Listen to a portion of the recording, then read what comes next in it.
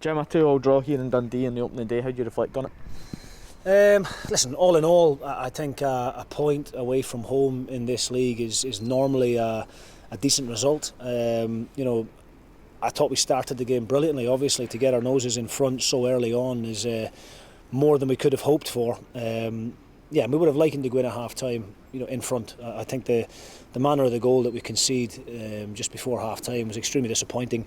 We were giving away too many set plays, in my opinion, anyway, and we know the threat that Dundee carry when they've got the quality of Charlie Adam in particular. But on that occasion for the corner, Paul McMullen puts a really good ball in, and unfortunately we get caught underneath it, and Joe's very unlucky that it skids off his head and ends up in the top corner. To be quite honest, a draw at half time probably was a fair result, because I didn't think there was a great deal between the two teams, if the truth be told. But second half, we asked the players to be a little bit more patient and try and spend more time on the ball. I felt in the first 45 minutes, which sometimes is natural in the first game of the season away from home, where the crowd are generating that atmosphere. We gave away possession too cheaply. We went forward too early, too quickly at times, and we were wanting them to try and put 3 or 4 passes together before we'd done that. Second half, I thought you saw a bit more of that. Obviously, when they go down to the 10 men, then you would expect us to dominate the ball, and you would expect us to be the team that's going for that winner. And we did. I can't fault the players in terms of their their attitude and their application in terms of trying to go and get that winning goal. Scott Tanzer's put 2 or 3 brilliant balls in. He had a great opportunity himself at the back post, where if he puts it left or right of the keeper, then we get that all important winner. But all in all, I think there's plenty of positives to take from the game. There is plenty that we can work on. The second goal is very disappointing. We get done with a ball in behind initially, and then Cummings has got far too much space in our penalty box for my liking, and the defenders won't need to be reminded of that. They know already. They're quite an honest group. So yeah, look, to score 2 goals away from home is pleasing, but obviously conceding 2 is extremely disappointing. Eamon Brophy got his first goal for the Saints today. How pleased were you with his contribution and for him to get off the mark? Yeah, delighted with Eamon and delighted with the front two as a whole. I thought there's a really good partnership developing there, even all through pre-season. They seem to complement each other very nicely. Curtis is normally the one that will come a little bit deeper and link the game up and win his flick-ons, and then Eamon does what he does, and he gambles off the last defender, and that's where he gets his reward from with the goal.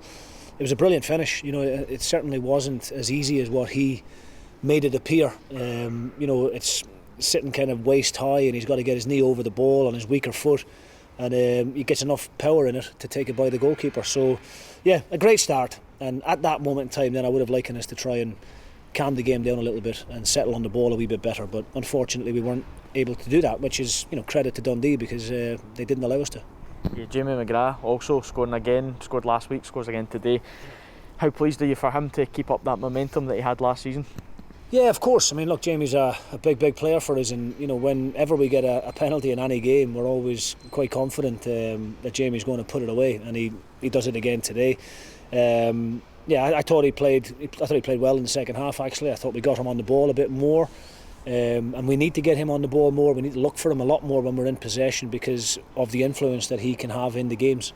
Jamie can be very pleased with his contribution overall. Just finally, we back to the Smizer Stadium next week. Hearts, another newly promoted team. How much are you looking forward to that? Yeah, of course. Obviously, we would always rather have our first game at home. Personally, I would.